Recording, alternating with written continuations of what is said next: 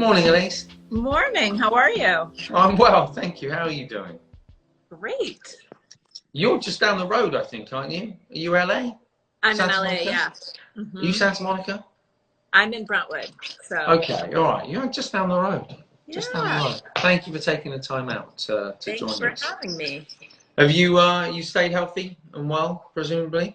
Presumably, of course, like everyone, I'm convinced that I've been exposed to COVID. So at some point when there's an antibody test, I'll take it, but I haven't had any symptoms to my knowledge. How's it been for the team? Like everyone just working remotely and It's funny. I feel like everyone has acclimated quite well. We do have a team in New York, and they're the ones that I worry about just because they're trapped in smaller apartments, and yeah. it's obviously just so much more intense there, or has been. So, but I think for the most part, the team is great, and I think it's going to be hard to get people back into an office. I don't know if you feel the same, but Yeah, it's a really interesting one. I think for some people love it. yeah, Some people really, really struggle with it. And as you say, kind of, I think if you're in a really small space, it's the idea of, I think when that news came out about the LA lockdown, kind of like maybe another 3 months, there were a lot of people just holding their heads in their hands going, oh, wow. And as a company, I don't know what you guys decided. We'd already decided, I think the 1st of September was going to be our kind of go back to the office date, assuming it's possible by then. yeah, That's a long time for people to be at home. a really long time. So, Yeah. sorry, I have a cat who's pushing. It's all good. Yeah, we're sort of in the same place, like assuming Labor Day. But for people who have no place to go, are canceling their summer plans, and I think it was last night that they said we can't go outside now without a mask. Without a mask, yeah. Which is that is rough. I saw someone running this morning with a mask, and they cut out the piece for their mouth and 2 little holes for their nose. I think it might be defeating the point, but yeah. I haven't figured that out, and I have 2 kids, so they're How old are your kids? 7 and almost 4. So the 4-year-old's not into masks, but yeah, we'll just do our best, and we're obviously staying away from people. So yeah, it feels really aggressive to feel like you can't walk alone outside without a mask. But I thought the same. Yeah. What's the response been from your community, from the good community? Kind of how do you? Obviously, it's worldwide, and really broad demographic. But is it simply a heightened sense of anxiety, or are you actually? Is it much the difficulties people are having a lot sort of broader than that? I think it's a really big range. I think that there are there's certainly anxiety, I think. Yeah. But I think some people are sort of really welcoming it and luxuriating in it.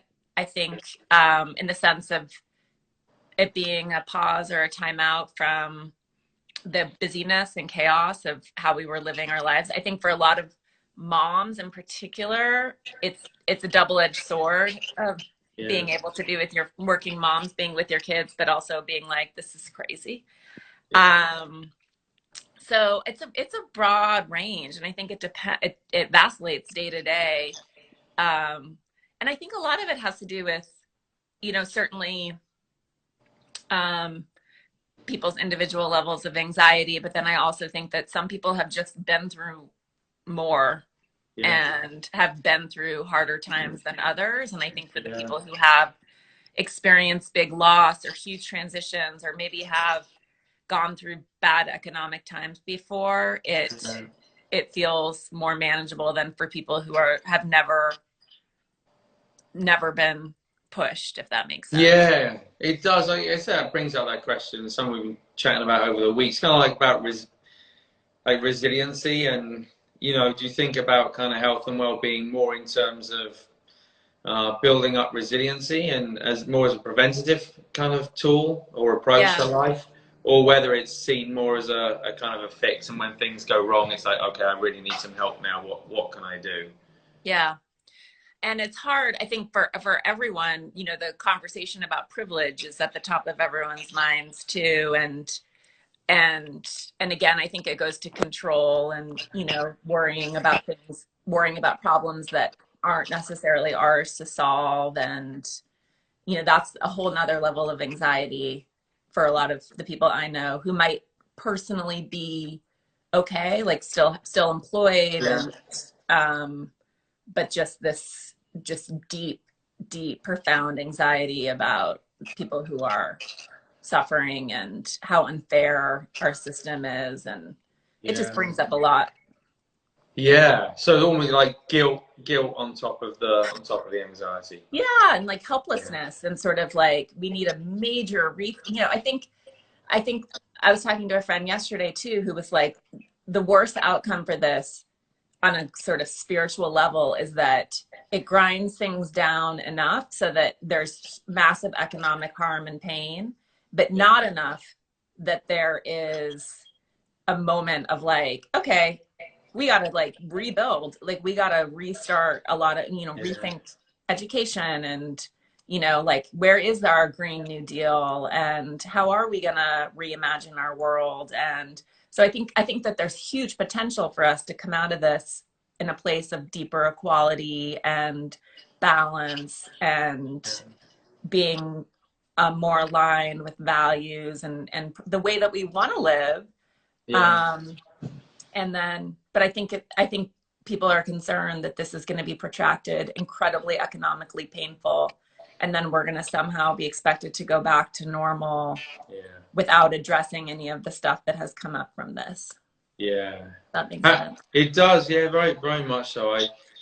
I've spoken to a lot of people, and yeah, who are in a very fortunate position, you know, and have actually said, you know, they've benefited from spending more time with their kids, as hectic as it is trying to manage, you know, everything. They're at home, they're normally kind of traveling a lot, or they're commuting a lot. It's LA. And they've actually kind of, yeah, they've had a chance to reconnect with their families, and it's not been, you know, as difficult as it is in so many parts of the country for so many people. And yeah, there's a strange, I feel like there's always this kind of like suffering is relative, and our nervous system isn't able to kind of separate out kind of what other people are going through. We either feel stressed or we don't feel stressed. Yeah. And there's almost this kind of feeling that because so many others are struggling, it's not okay to feel stressed. It's not okay to feel anxious. And I Mm-hmm. think it's really important always to kind of acknowledge those feelings. And those feelings are real, right? Regardless of what else is going on outside of our own lives. Totally. Yeah. And to be with it. I mean, I think if this is also like the most profound lesson, and sort of being in the moment, and how futile it is to, and again, like so human, I do it all the time, but like anxiety, like worrying about the future that's completely uncertain. It's always been uncertain. Like Yeah. we've sort of fooled ourselves into thinking that it's all predictable. And now Yeah. it's like, oh my God, what's going to happen? But like that is life. And so Yeah. I think the more that we can sort of, again, this is difficult. This is what you're all about, right? Yeah. Being in the Yeah. moment. I'm okay right now. Everything's Yeah. okay right now. Yeah. Um, What about on the flip side? Lots of questions coming up. Sort of. Those are the folks who are doing okay, and those are the folks yeah. who kind of aren't struggling and as much. For the folks that are having a really difficult time, whether it's that they've lost their jobs, whether that they're experiencing sickness themselves, whether they've lost a loved one around them, kind of how do you see as a platform, kind of what different ways are you finding of offering people different approaches and skills that they can learn, so that they can, yeah, they won't necessarily change everything that's going on around them, but so they can have a great sense of health and well-being in a difficult time? Yeah, I mean, it's funny. And I think that we try to do this, but it's hard. And I know that you guys think about this a lot too. You have to meet people where they are. Yeah. And so a lot of the people who come to Goop are sort of new to wellness, right? This might be even in this moment of time, sort of this like, oh wow, there are all these comorbidity factors, and chronic disease is a huge you know, a huge component of this COVID. Yeah. And I need to balance my immune system and like create some healthier practices, right? So we certainly have those people who are like, where do I even begin? Or like, what is meditation? Or like, what is feeling embodied? And then we have the people who are very familiar and comfortable and on it in terms of their diet and sleep and stress management, who are looking for bigger spiritual lessons here. So we're sort of seeing the whole range in terms of where people are. And for people who are really struggling, it's hard. We also try not to offer, you know, false hope. Like for people who have lost their jobs or in the restaurant or in very impacted industries, it's tough. And again, like the only thing I think that's helpful is sort of like, what do I need? How do I, what do I want? Weirdly, we've done a lot of content about that for women, because I think that, and this comes down to finances too. Women we're not good at, we just have this feeling of scarcity. And again, I'm generalizing. I'm sure a lot of women are past this. I'm not past this, but these feelings of scarcity and like, there aren't enough C-level jobs for women. There's not enough money. There's not enough time. And so I think that's where we operate from, instead of actually sitting down to say, what is it that I want? I'm actually going to make a budget and understand the contours of my life. I'm going to express my desires.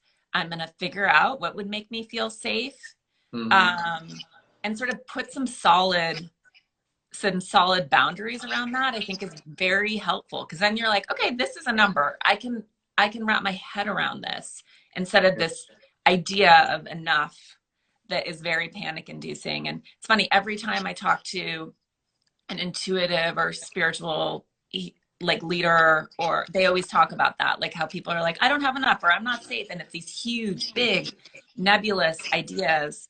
And they're like, well, what is enough? And no one can answer that. And so I think the work to do that is going to be critical as we also try to rebuild our lives.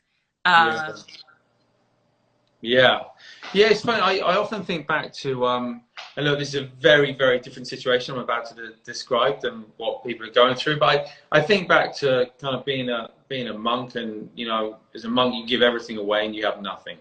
Yeah. And the simplicity of that. Obviously, there is an environment. There's a caring environment. You're supported. There's no risk of losing your home. You're not going to get thrown out of the monastery. And there's no kind of financial concerns. There's no dependence. I didn't have children back then. I do now. It would be a very different situation. But I do think kind of the lesson I took from that was that there's definitely no material thing in my life that brings me additional happiness. Yeah. Like there was as much happiness to be found there than there is kind of now, kind of living a more kind of, you know, regular sort of life. And then I wonder very often if we are so focused on the external kind of outcome, that we risk kind of forgetting that what we really need is kind of here. And again, it's not that if we have things to focus on in our life and we're struggling, that's real. But even in those times, knowing that we have that place of peace within ourselves to go to can be incredibly kind of useful, I think, empowering. Yeah, 1,000%. I mean, I think it's the great spiritual joke that there's a toilet paper shortage, because I think that we're all at home with our shit, right? And thinking about all of the stuff that we brought into our lives and that we've surrounded ourselves with, and those choices that we've made, and like how we spend our resources physically and energetically, and like, why do I have all this stuff that I don't know why? So I think that's I think that's a huge part of this. And then I think we're also playing with this myth. Like, do you know Barry Michaels, who wrote The Tools? He's an amazing therapist.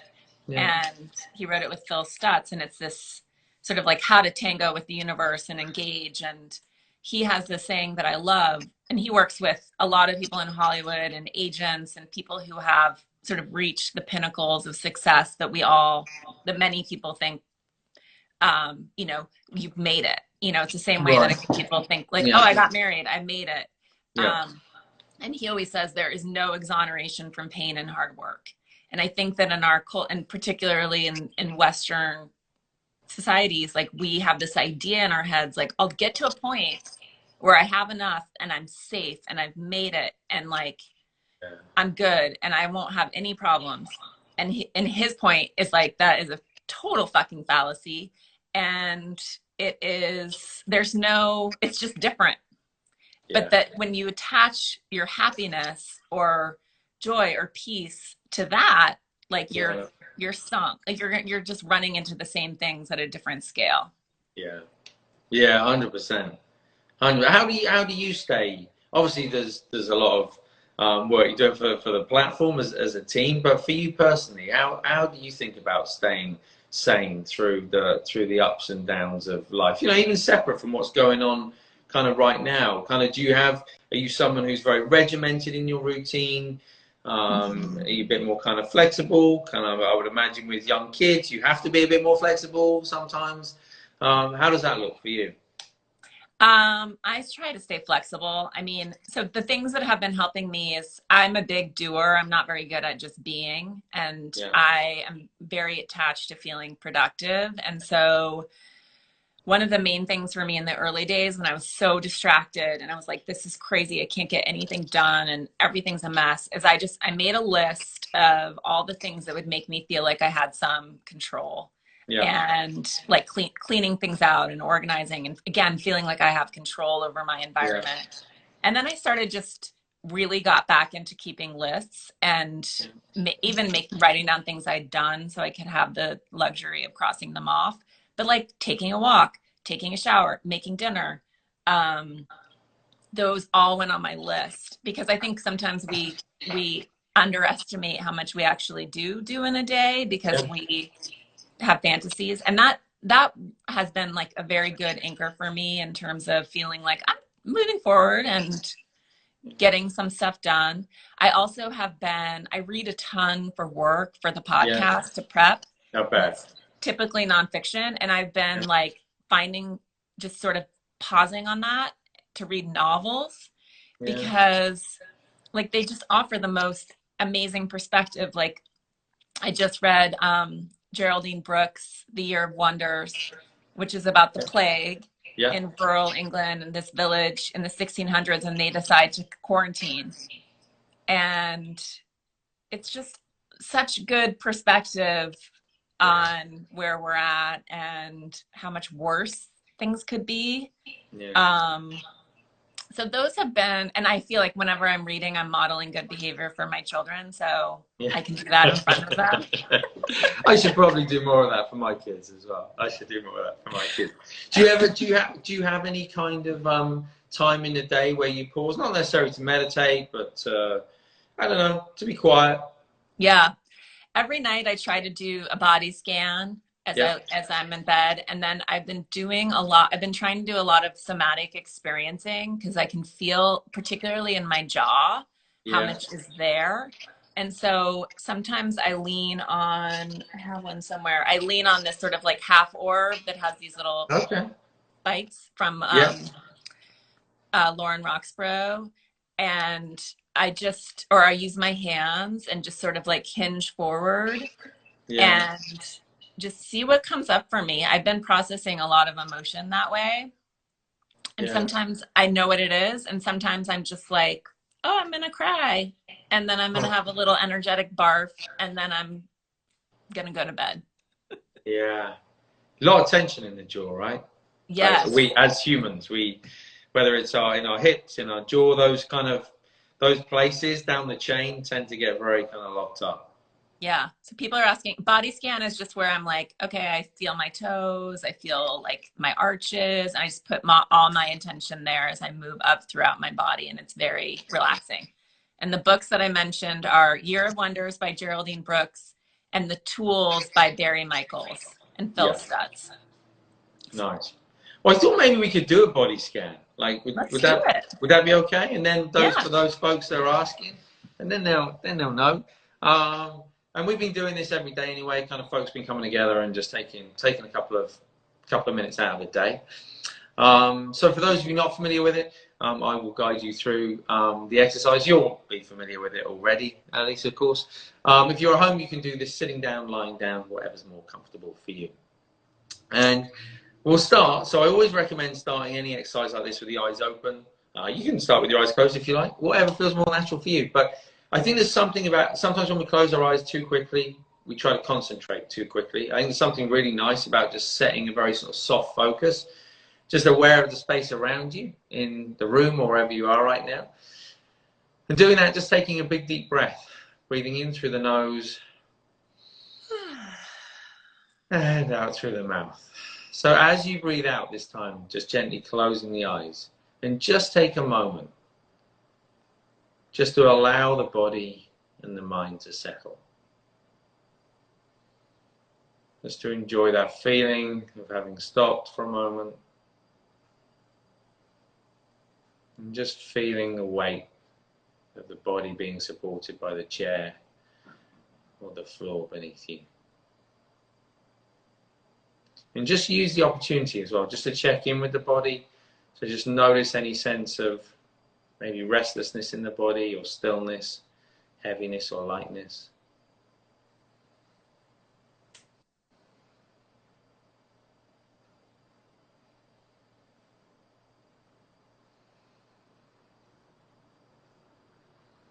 So as you become more aware of those feelings, so just starting to get a sense of how the body's feeling. And one of the best ways to do it, she said, is to do a body scan. So we're going to start at the top of the head. Just gently scan down through the body. So steady, even pace. Take about 30 seconds to go from the top of the head down to the toes. And try and make it a slow, sort of steady scan. So even as you notice things, you're not getting caught up in one particular feeling. Just acknowledge it, let it go, and continue on down the body. And it's not just looking for the areas of discomfort. You might notice some areas of the body feel particularly relaxed, at ease, just scanning down towards the toes.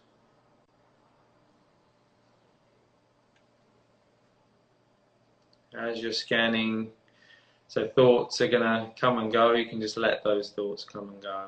Just coming back to the physical sensations. That slow, steady movement down towards the toes.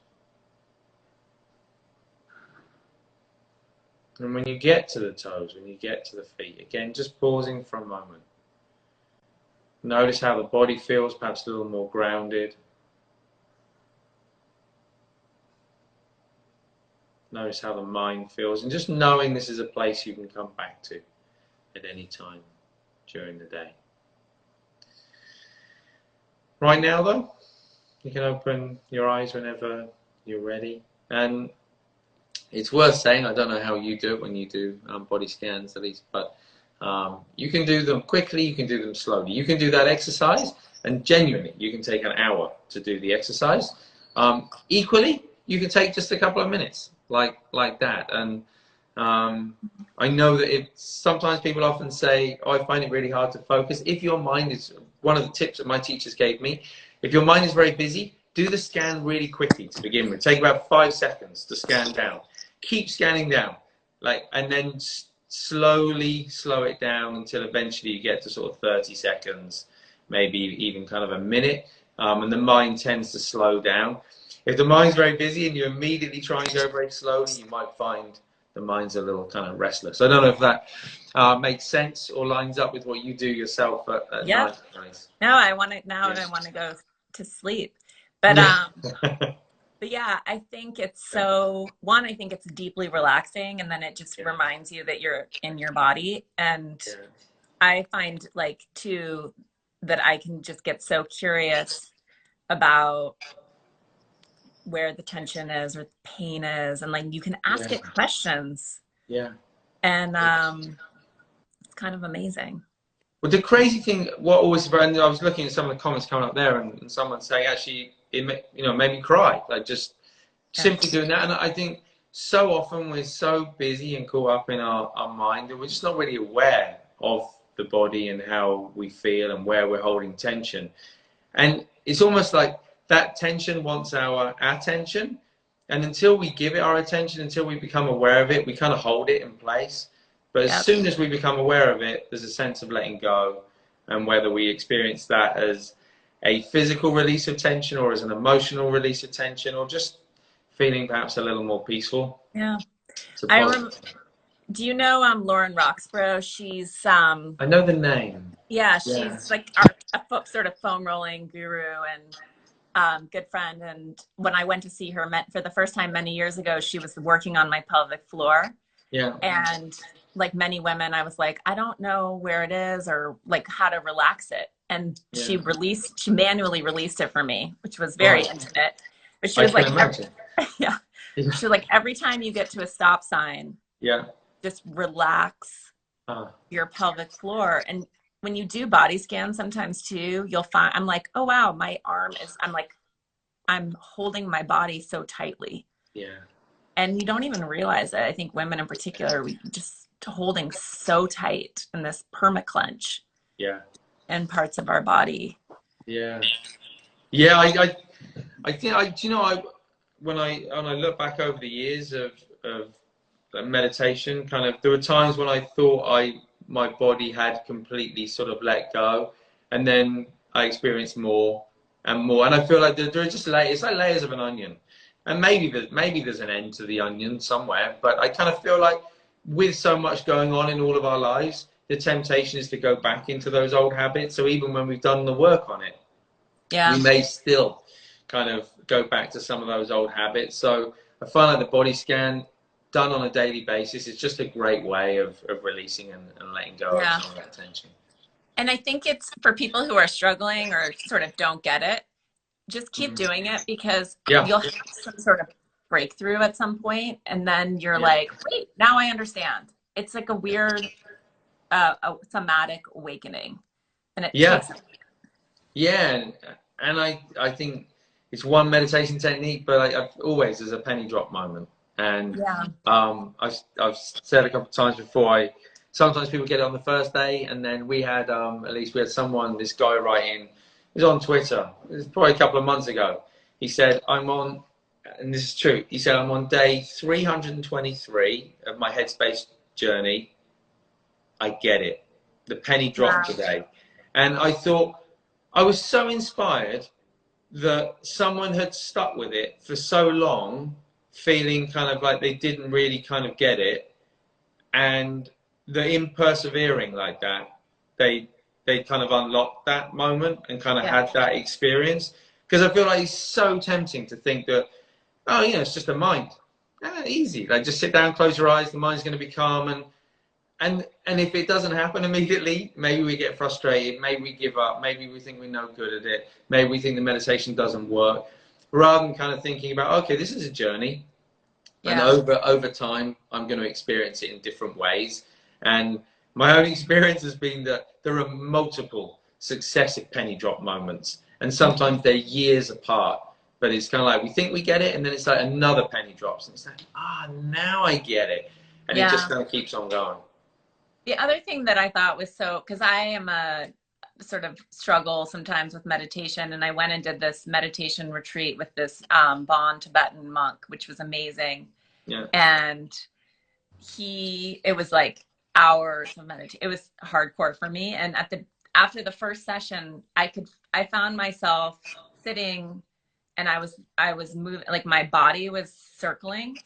And after, I was like, I don't know, I can't control my body or keep it still. Like, it's too painful. And he was like, why would you keep your body still? He's like, if you look at a bunch of monks meditating, we're all moving. And somehow that was what I needed to hear to liberate me, to just be like, it's okay. I need to lie down if I need to move, or if my body's just, it felt like my spine was unwinding. Yeah. Because I would find it otherwise previously very painful to try to be still. Yeah, 100%. 100%. I couldn't believe sitting in those monasteries. Yeah, very often kind of people were either sort of just like rocking a little bit. Some were falling asleep and then waking up, and like it was just kind of, look, life continues. It's just that they've paused for long enough to witness kind of life happening, rather than constantly being kind of caught up in the everyday. Yeah. Totally. But Elise, look, thank you so much for joining us today. Thanks for having me. This was so fun. It's a pleasure.